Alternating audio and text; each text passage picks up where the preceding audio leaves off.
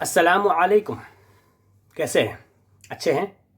मैं अच्छा हूँ और उम्मीद करता हूँ कि आप लोग सब लोग अच्छे और मज़े में होंगे।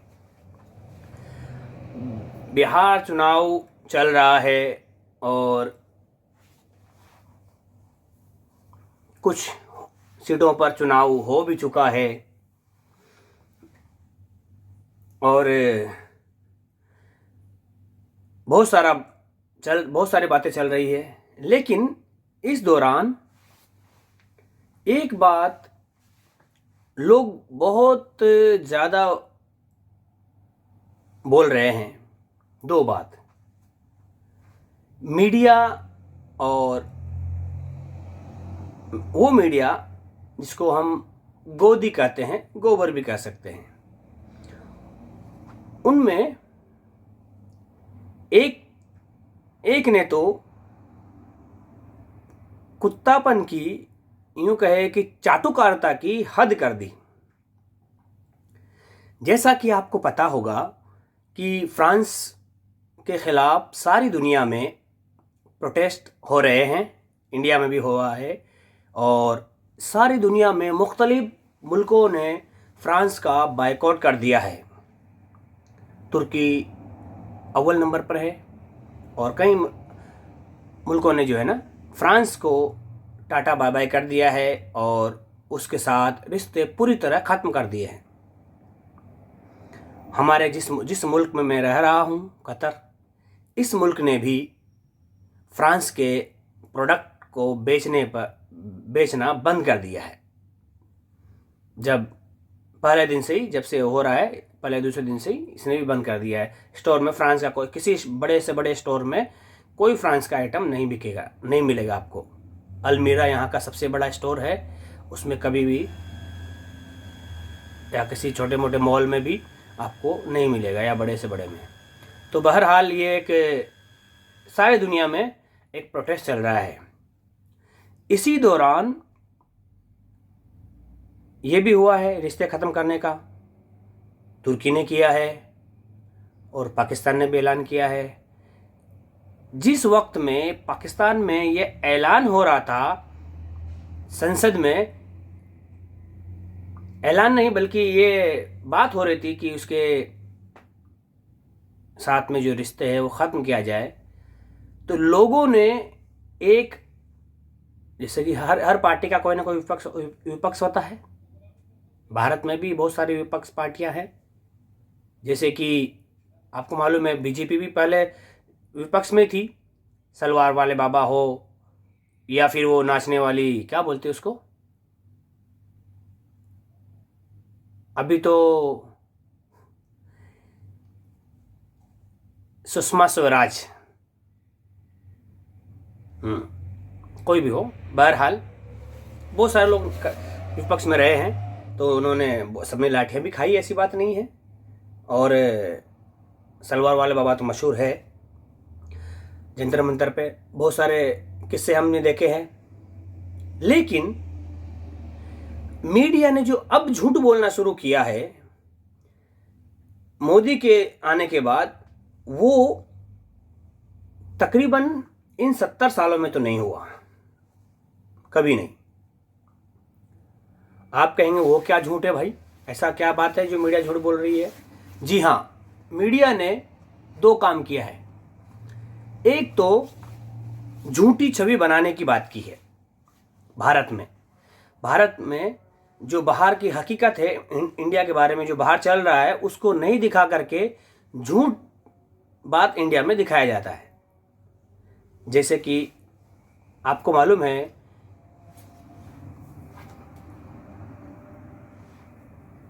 अभी अभी जब वोटिंग हो रही थी और इस पर लोगों की मांग थी, मैं पहले जिस बात को बोल रहा हूँ उसको ख़त्म करता हूँ। पाकिस्तान संसद में जिस बात की मांग थी वो क्या था मालूम है? जब इमरान खान की पार्टी ने ये बात कही कि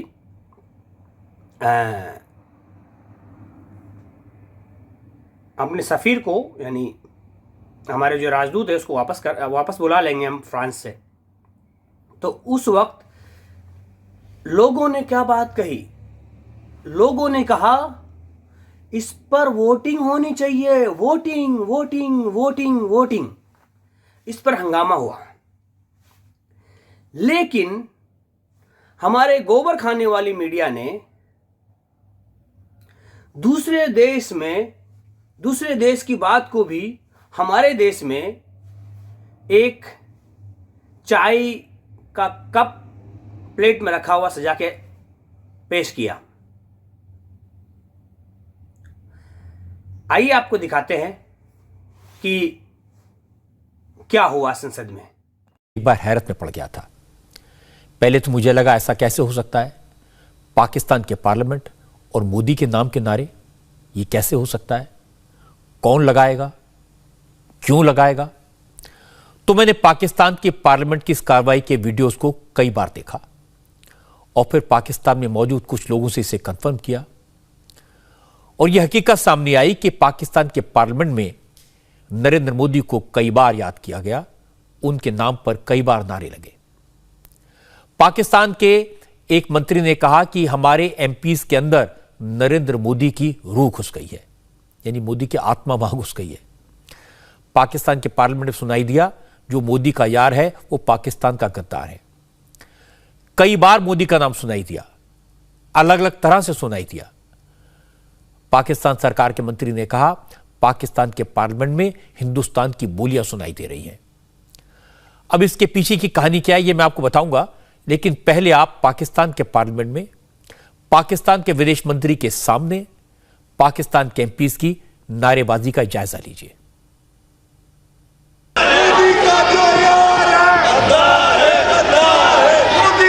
नारेबाजी ना करें, बिल्कुल एक दूसरे को मौका दें, सुने एक दूसरे की बात। जनाबे वाला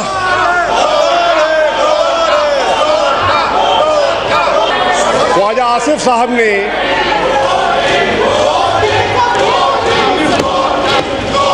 अब स्पीकर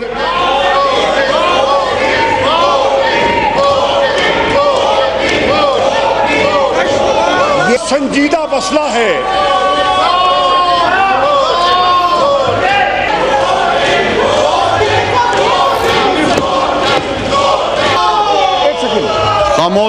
खामोश रहे।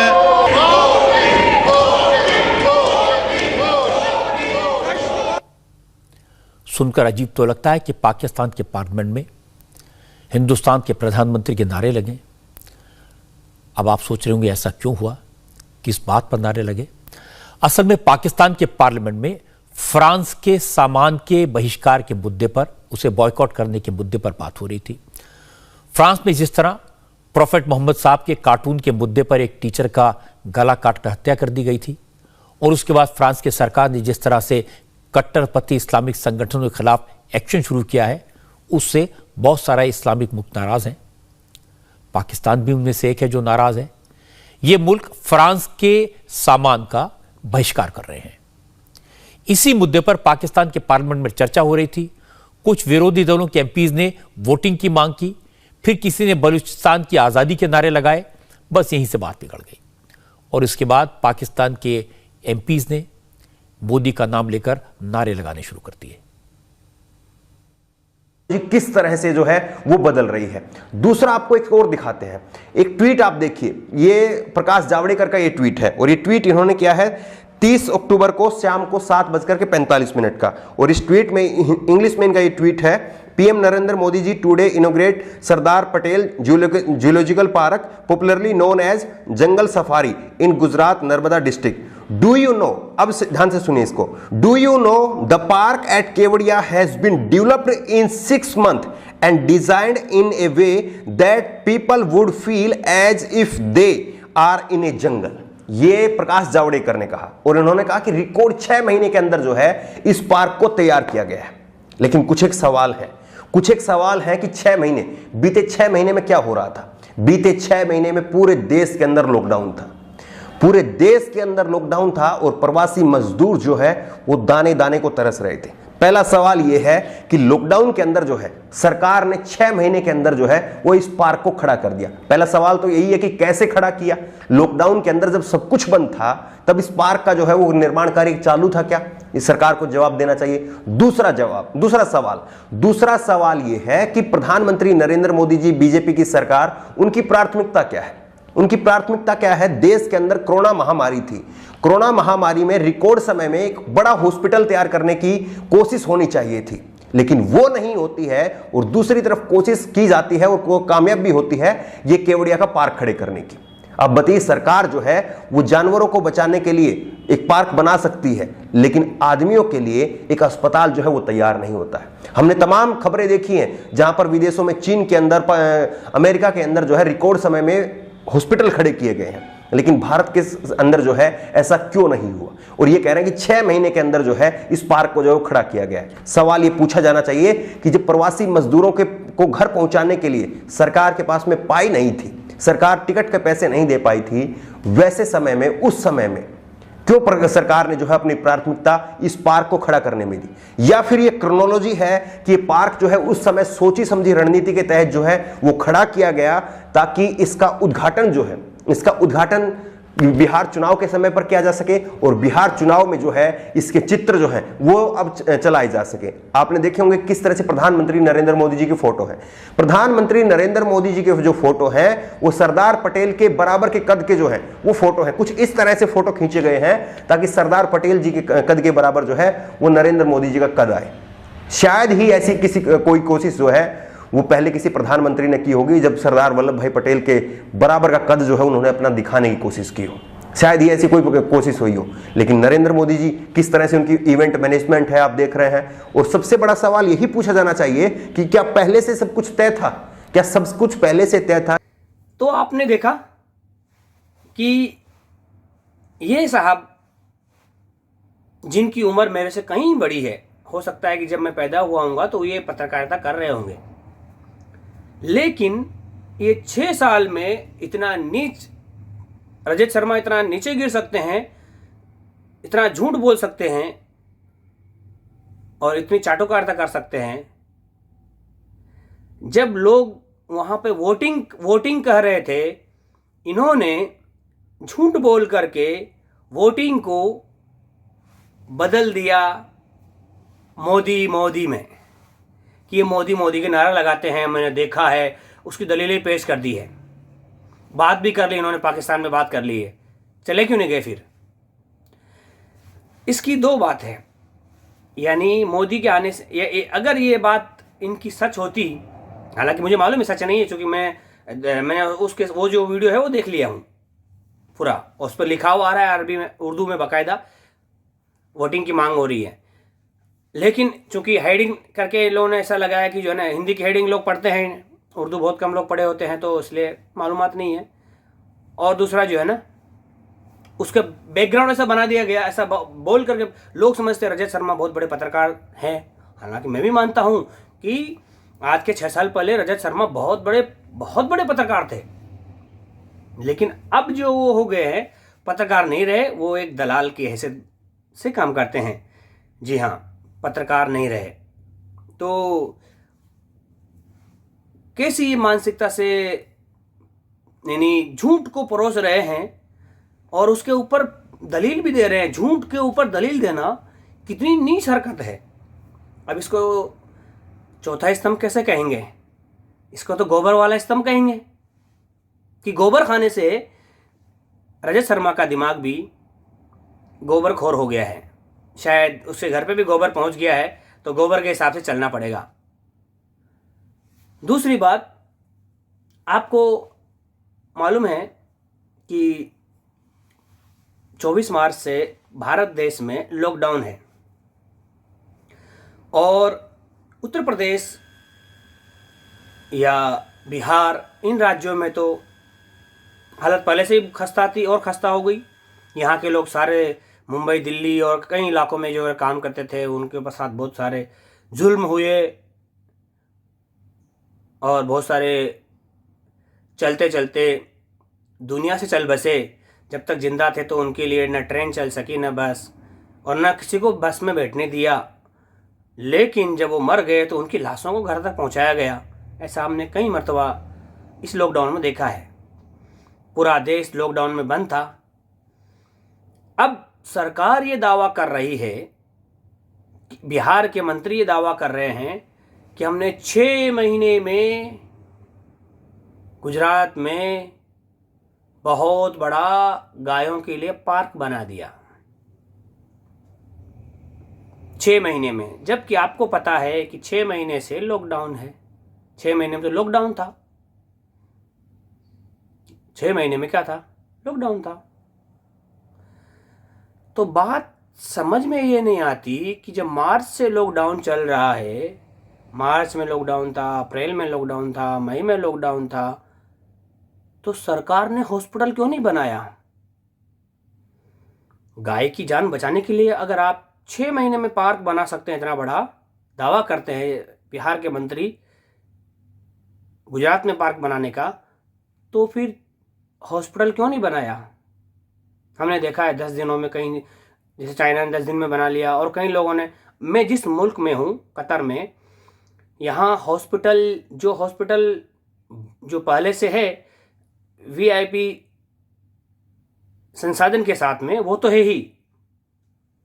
कोविड के लिए आपको बताऊं, कोविड के लिए इन्होंने जो इंतज़ाम किए, चूँकि हॉस्पिटल, यहाँ पे हॉस्पिटल की जो इमारत होती है बहुत अच्छी होती है और वसी होती है, उसमें अच्छी खासी जगह होती है, गार्डन होते हैं बड़े बड़े। तो उस गार्डन एरिया में कैंप लगवा करके, कैंप और टेम्पररी बना करके, और वहाँ से टेस्ट करके आगे गुजरने का सिस्टम रखा, और अलग अलग जगह उनको कैंपिंग जैसा बना करके रखा। पूरे गार्डन के अलग अलग हिस्सों में ऐसा बना दिया कि हॉस्पिटल का हिस्सा है, लेकिन उसमें ऐसा बना दिया कि जो आम बीमार है वो डिस्टर्ब ना हो। और कई देशों में हुआ है, सऊदी अरब में बहुत बड़ा हुआ है। बल्कि जो प्रवासी मजदूर थे, इंडिया, बांग्लादेश, पाकिस्तान, श्रीलंका, नेपाल, और ये जो देशों के प्रवासी मजदूर रहते थे सऊदी अरब में, उन्होंने उनके लिए बाकायदा तौर पर बड़े 10,000 लोगों का कैंप बनाया कि ताकि ये लोग यहाँ आके रह सके, जिनके पास जो प्रवासी मजदूर है। वहीं पर हमारी सरकार ने तो हमारे ही देश के लोगों के साथ में इतना बुरा हाल किया है कि उनको किसी की भेजी हुई बस में बैठने भी नहीं दिया। और बिहार ने तो ऐसा बिहार में जो डबल इंजन सरकार है, उन्होंने तो कुत्ते से भी नीचे गिर करके हाल किया है लोगों का कि हम घुसने नहीं देंगे बिहार में। बिहार के ही लोगों को बाहर से जो आ रहे हैं, भूख से परेशान होकर के शहरों से उनको मार के निकाल दिया है घर के मालिकों ने, उनको बिहार में एंट्री नहीं देंगे। ये है हमारी भारत सरकार। लेकिन इसके ऊपर मीडिया नहीं बोल रहा है, इसके ऊपर मीडिया ने नहीं बताया। मीडिया तो उस वक्त शेर शायरी में मशगूल था। उसके बाद तबलीग जमात को ले लिया और बाद में सुशांत मिल गया। हालांकि कोर्ट के फैसले के बाद मालूम पड़ गया कि सारी बातें जो है ना गवर्नमेंट की तरफ से लिखित थी, डायलॉग थे जो खाली सिर्फ मीडिया ने उसको बोला है और कुछ नहीं। बहरहाल मैं एक बात हमेशा कहता हूँ, याद रखिए, लगेगी आग तो आएंगे कई घर जद में। यहाँ पर सिर्फ हमारा मकान थोड़ी है। ये जो मीडिया झूठ बोल करके आपको आज खुश कर रहा है, कल को ये मीडिया आपका बेटा मर जाएगा, आपको मुबारकबाद देगा बेटा मरने की। क्योंकि आपकी औलाद आगे जाके क्या बनेगी बताऊं? मीडिया के भरे हुए जहर की शिकार। आज हम देख रहे हैं छोटे छोटे बच्चे, 8वीं 10वीं में पढ़ने वाले बच्चों को मालूम है वो नफरत करते हैं मुसलमानों से। नहीं, आप जानते नहीं हैं मुसलमानों के बारे में, इसलिए नफरत करते हैं। मैं भी किसी ज़माने में ऐसा ही सोचा करता था, लेकिन जब खुदा ने आँख दी और इस हमारे देश भारत की जब हमने हिस्ट्री पढ़ी और भारत देश के बारे में जाना, तो मुझे फ़ख्र हुआ अल्हम्दुलिल्लाह कि मैं अल्लाह का शुक्रगुजार हूँ कि मैं मुसलमान हूँ। तो मुसलमान होना फ़ख्र की बात है, लेकिन भारत के अंदर ज़िल्लत की चीज़ बन गई। खैर, मीडिया झूठी उड़ाती रहती है। आपने देखा संसद में किस तरह से बात हुई थी, और यहाँ पे जो है ना क्या पेश किया जा रहा है। ये तो मीडिया का किरदार है जो एक दिन आपकी बात को भी झूठा साबित करेंगे ये लोग। जैसा कि आपने देखा उत्तर प्रदेश में भी कि हाथरस में जिस बेटे के साथ में रेप हुआ, मर्डर हुआ, और उसी को योगी सरकार ने उसी के घर वालों को के साथ क्या मामला किया। अगर हाई कोर्ट, अगर सुप्रीम कोर्ट अगर सामने नहीं आता खुद से, तो उनको सुरक्षा देने के लिए सुप्रीम कोर्ट ने खुद से कहा है, बाद में हाई कोर्ट के अंडर में कर दिया है। तो कभी क्या उन लोगों को भी, उसके घर वालों को, भाई बाप को भी, भाई बाप और माँ और भाभी, 4-5 लोग घर के लोग, इनको भी योगी जैसा राक्षस कभी का मार दिया होता और काम ख़त्म कर दिया होता। आपको मालूम है ना, लोगों को इनके जो दूसरी पार्टियों से लोग थे जो ये चाह रहे थे कि भाई जो ने गरीब परिवार से मिले, उसके पीड़ित परिवार से मिले, उनको नहीं आने दिया था। लेकिन बीजेपी के राक्षस लोगों को आने दिया था, वो तो बाकायदा एक पंचायत कर रहे थे हज़ारों लोगों को उसमें जमा करके कि ये जो है केस को बदल के, और इसकी इजाज़त भी यूपी सरकार ने दी। इससे मालूम पड़ता है कि वाकई जब आप रंडवा लोगों को सरकार में लाएंगे तो वो आपकी बेटियों को और बेटों की कीमत को नहीं समझेंगे, बल्कि वो सिर्फ कुर्सी और कुर्सी की कीमत को समझेंगे। खुदा आपकी भी और मेरी भी और हमारे प्यारे हिंदुस्तान की और संस्कृति की हिफाज़त फरमाए। अस्सलाम वालेकुम।